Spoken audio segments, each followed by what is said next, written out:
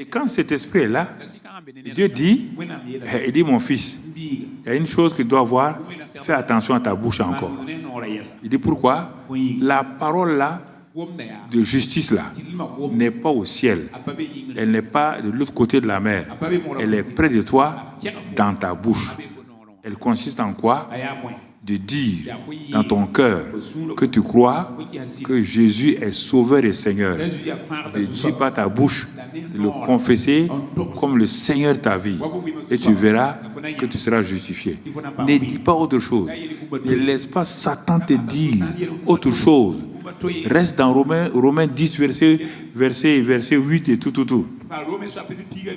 Reste dans ça. Reste dans Jean 17. Ta parole est la vérité. Et c'est cette vérité, Jean 8, verset 32. Tu demeures dans cette vérité et la vérité te rendra libre. Maintenant, colle-toi. Comme tu sais que le Saint-Esprit est en toi, il vit en toi. Des fleuves d'eau vive doivent couler de ton sein. Utilise la parole maintenant. Car le Saint-Esprit n'utilise que la parole. Et cette parole-là libère les gens, affranchit les gens, et tu vois la grâce te donner. Et elle va apporter maintenant la foi. Romains 10, 17. La foi vient de ce qu'on entend. De qui? Toi-même d'abord. Ce que tu entends là, ce sont tes paroles qui te donnent la foi. Voilà. Ce n'est pas les paroles du pasteur. Si toi tu parles mal, le pasteur ne peut pas changer tes paroles. La foi vient de ce qu'on entend. Ce qu'on entend de qui? Toi-même. Écoute-toi. Achète un magnétophone, un petit magnétophone, mets ça près de ta bouche, mets dans ta poche et enregistre toute la journée. Le soir, tu viens, tu t'assois, tu écoutes toi-même. Tu as gâté toute ta journée. Tu as gâté toute ta journée. Et toi, tu veux opérer dans ça. La foi va venir. Tu comprends? C'est ça. Dieu dit, moi je veille sur ma parole. En tout cas, moi Dieu, quand j'envoie ma parole, elle ne revient pas. Parce que quand j'ai envoyé là, je ne la contredis pas. Elle va, elle revient, elle fait ce que je dis. Que toi tu dis? Ça c'est Isaïe 55, 10, 11. Et Jérémie 1, 12. Je veille sur ma parole pour l'exécuter. Je ne veille pas sur tes besoins. Si tu ne me donnes pas ta parole, je m'en fous de tes besoins. Si tu me donnes ta parole, je veille sur ma parole pour l'exécuter. Tu comprends? Regarde bien. Et quand tu dis la parole là, si c'est toi-même, quand il y a un problème, tiens-toi devant les problèmes. Ne parle pas de tes problèmes. Ne parle pas voir un pasteur, t'asseoir devant lui, un prophète, parler de tes problèmes. Il dit, tu as une bouche, non? Tiens-toi devant tes problèmes et parle à tes montagnes. Parle. Dis-leur ce qu'elles doivent faire. Dis-leur que c'est toi qui as le pouvoir. Elles vont te résister. C'est normal. Continue à dire aujourd'hui, demain, après-demain. Continue à dire. Quand tu parles comme ça, Marc 11, 23, tu vas faire quoi? Tu vas faire comme Abraham. Tu vas découvrir Romains 4, 17. Ah, que le Dieu que tu sers là n'est pas n'importe qui. Le Dieu que tu sers là est le Dieu qui est caractérisé par deux choses. Donc, Romains 4, 17. Il est le Dieu qui appelle les choses qui ne sont point. Et il donne la vie aux morts. Oui. C'est pourquoi il a donné la vie et il a appelé Isaac avant qu'Isaac n'existe. Quand Abraham partait pour livrer Isaac, il savait que même si Isaac mourait, Dieu donne la vie. C'est ça qui a fait de lui un ami de Dieu. Donc Dieu dit, si toi aussi, tu peux parler comme ça, que je suis le Dieu qui appelle les choses qui ne sont point, appelle-les à l'existence. On n'a pas dit d'aller t'arrêter, je veux une voiture maintenant, on ne parle pas de ça. Pourquoi quand on dit de faire ces choses, vous êtes sur les voitures, les villas, un homme charnel comme ça? Ça, c'est quelle histoire? C'est une voiture seulement qui te regarde. Tu n'as pas des choses qui affectent le ciel d'abord. Si c'est pas voiture, bonne nourriture, position. Ça, c'est quoi ça? Donc, tu vois? Parle. Parle. Et quand tu parles, le verset 2 Corinthiens 4, 18, et 18 te dit quoi? Il dit, regarde aux choses invisibles. Dieu a regardé aux choses invisibles Isaac. Isaac n'existait pas. Il a regardé à Isaac. Et lui, il voyait Isaac. Adam et Abraham et Sarah ne voyaient rien. Il a dit, Isaac, viens. Il dit, vous avez Isaac. Il dit, Dieu, où est Isaac? Qui est Isaac? Il dit, c'est le nom de votre enfant. Moi, je vis dans l'invisible. Je vois l'invisible avant de voir le visible. 2 Corinthiens 4, 18. Quand vous voyez l'invisible là, maintenant vous devez faire quoi? Le verset 13, j'ai cru et c'est pourquoi je parle. Celui qui a vu l'invisible croit et il parle. Et quand il parle, il amène les gens qui sont avec lui à croire et à parler. À croire et à parler. C'est pourquoi je crois, je viens vous demander de m'accompagner pour croire et parler vous aussi pour vos problèmes. Je ne peux pas parler à votre place. On n'a jamais amené un couple pour les marier.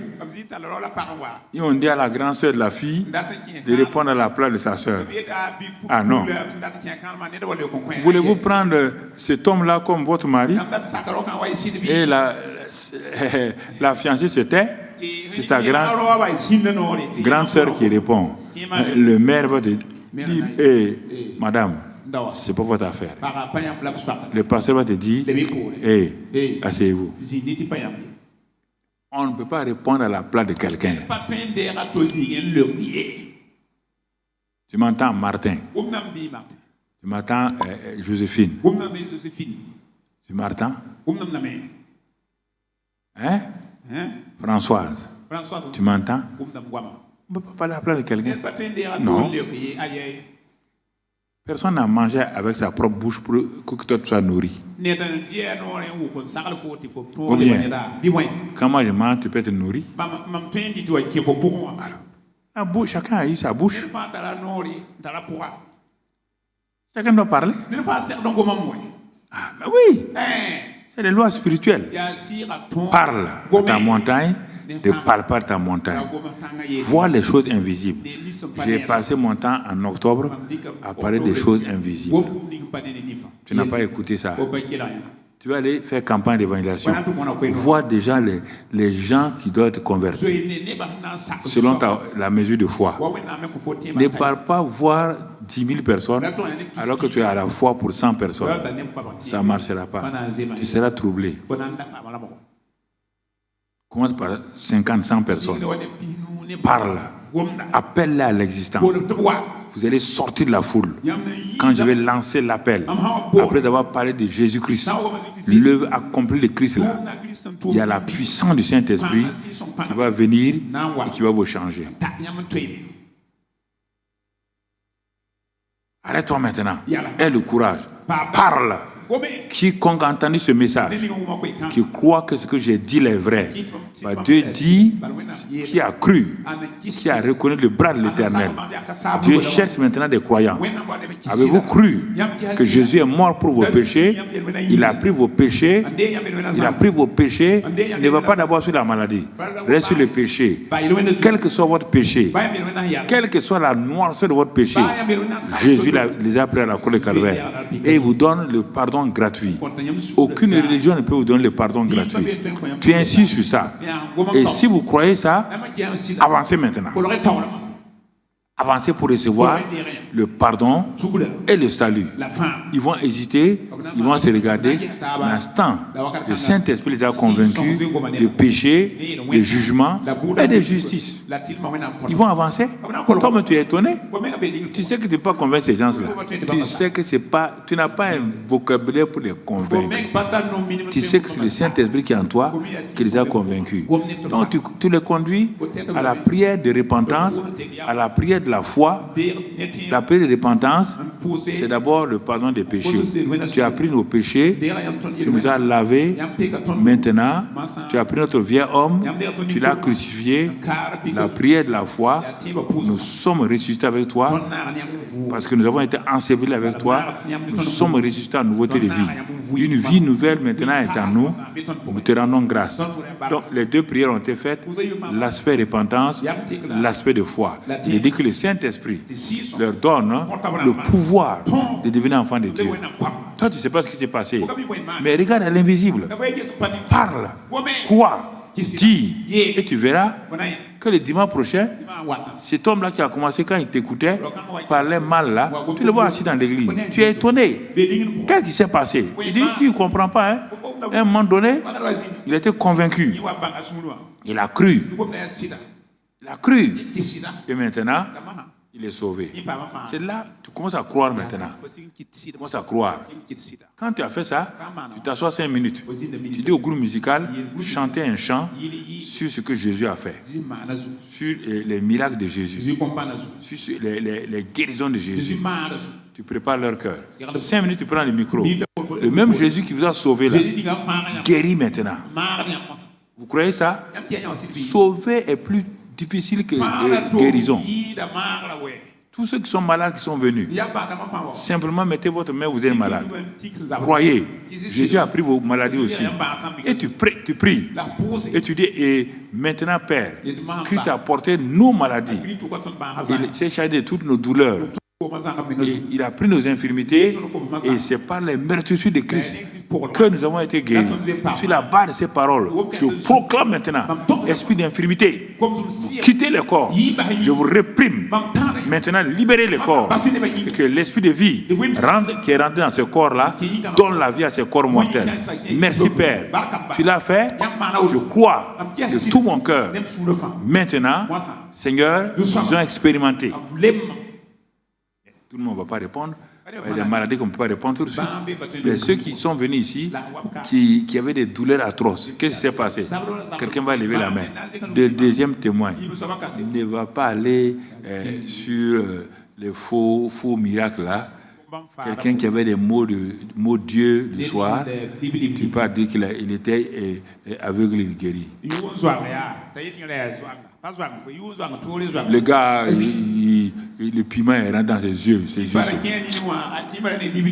Pourquoi vous voulez mentir comme ça? Pourquoi vous voulez vous faire paraître comme un grand évangéliste? Comment pas les petites choses? Dieu dit quoi? Sois fidèle dans les petites choses. Sois fidèle dans les petites choses. Sois fidèle dans les petites choses. Et le Seigneur t'en confiera de grands. C'est ça qu'on te dit. Tu comprends, mon frère? Alors, tu continues à parler et tu vas voir. Tu parles. La domination, c'est ça. Ça, c'est toujours parler. Toujours parler. Toujours parler. Toujours parler.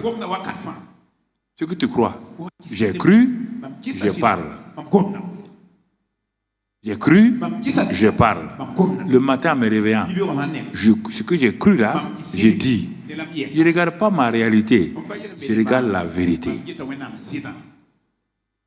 Ma réalité, ce n'est même pas 5 francs pour acheter même de l'essence. Ma vérité, c'est que mon père, là, il a dit qu'il pourvoit. C'est un bon père, non? Il a dit qu'il pourvoit mes besoins. J'ai besoin d'essence. Comment tu vas faire? Je ne sais pas. Je vais aller et Dieu pourvoit. Et ça, tu es fortifié. C'est des petites expériences comme ça qui m'ont édifié. Il n'y a pas de père spirituel. Ceux qui étaient autour de moi étaient hostiles à ma conversion.